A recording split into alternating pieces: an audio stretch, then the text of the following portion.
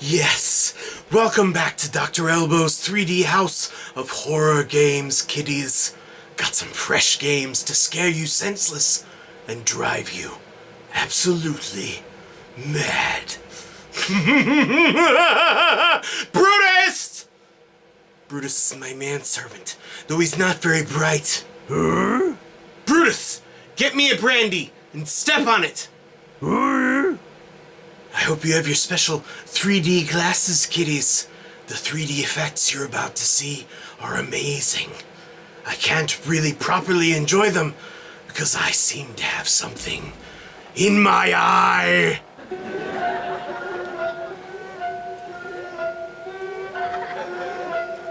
Oh my god, Becky, look at that backlog. It is so big. Baby got backlog.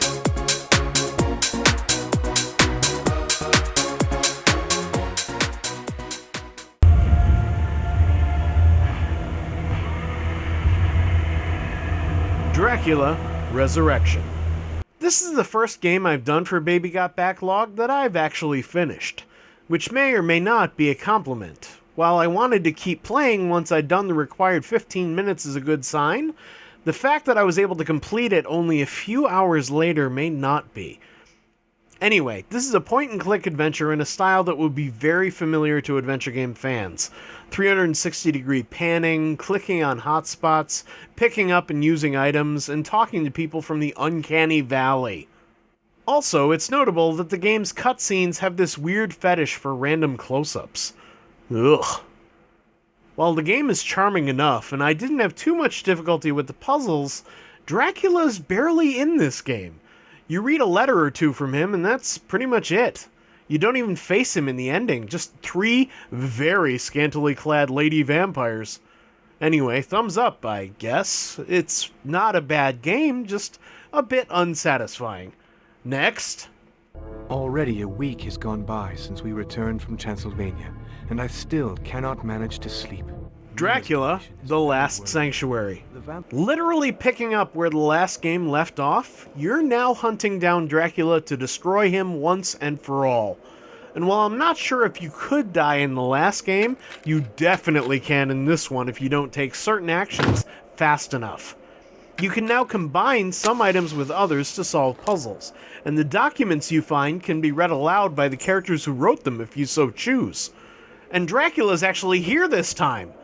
While it feels like a better game than its predecessor, it's really just more of the same overall. But if you enjoyed Drac 1, you'll probably like Drac 2. Next. The Evil Within. Holy shitballs. We're starting to reach that point where horror games are getting hard to sit through. Harvester's cartoonish gore didn't really bother me, at least the stuff I saw, but this? I'm getting nauseous just thinking about what I saw in this game, and that's just the first freaking chapter. Jumping to Jehoshaphat! And on top of that, I still managed to die gruesomely in the first 5 minutes. Anyway, if you want to be scared, grossed out, and deal with a dose of WTF all at the same time, boy do I have the game for you. Next. The Black Mirror.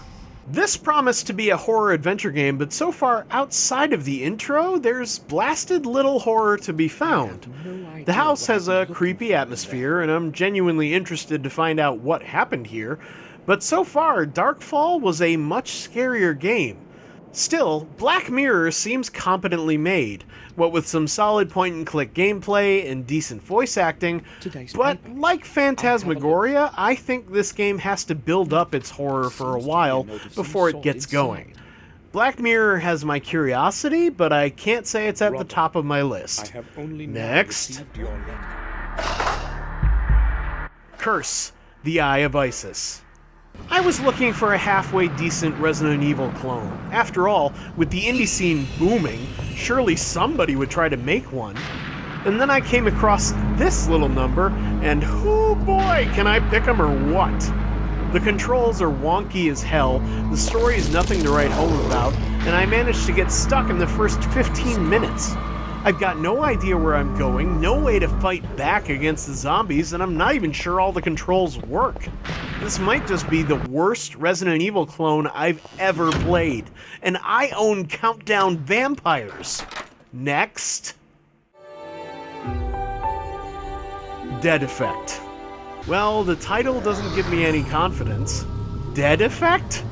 Just seems lazy. But the game itself is a different matter. I wouldn't qualify it as scary, but it's certainly fun. You wake up on a space station filled with zombies, which is the most original story ever written. But you can play as one of 2 playable characters, and you can search for data logs that give backstory and character to the world. You can break open lockers to find money and ammo, and make zombies' heads explode with an electric stun rod. It feels a bit like Doom 3, and that's a good thing. It never scared me, but I had plenty of fun in my first 15 minutes, and I'll probably play it again someday. Next. Dementium II. Having never played the first Dementium, I was reluctant to jump into the sequel, but to my knowledge, there's little connection between the two. Like Dead Effect, it's a first-person game, and like Dead Effect, it's not really scary. But there's a great deal more WTF to Dementium than there was to Dead Effect. Here's some WTF, and here's some more WTF.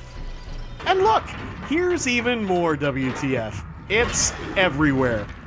The combat is weird and floaty, but I like the Resident Evil feel I'm getting from this game, that I'm exploring one large location and can backtrack as needed.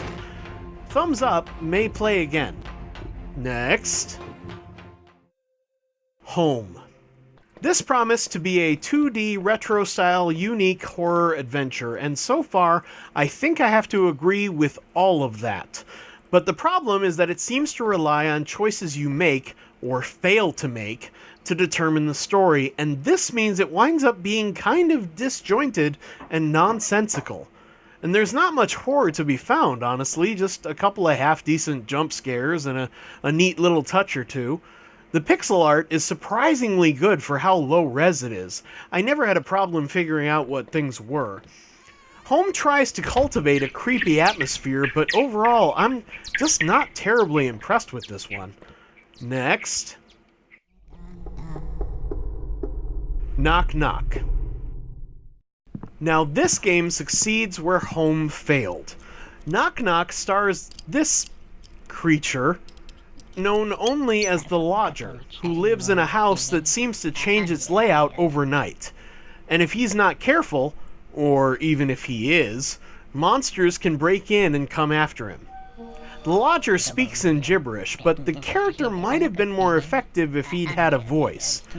If she'd had a voice? No idea. I give up. The graphics are great. This is a captivating art style. The game is very good at producing off-putting illusions, and at least once I saw an image of a little girl who disappeared. I got creeped out more than once by what I saw. I have no idea what's going on, and I love it. This game definitely gets a thumbs up from me. Next. Craven Manor. At first glance, this seems like nothing special. A first-person horror game seems to come out every 2 or 3 days. But this isn't your garden variety Amnesia ripoff. For one, you seem to be able to build the manor yourself. You pick up sections of a miniature model of the building and connect them to the main foyer model in the main foyer. And doing so unlocks that specific door in the foyer, leading to whatever section you just placed down. Other than being technically impressive, this also leads one to wonder if the entire building itself is a puzzle, which is mind-boggling. But the real reason I loved my time with it was how effectively it scared me pantsless. The scariest moment of all 10 of these games was easily wandering into the spooky wine cellar, dropping my flashlight, and getting savagely attacked by something I couldn't see. I painted my chair brown. See you next time, kiddies.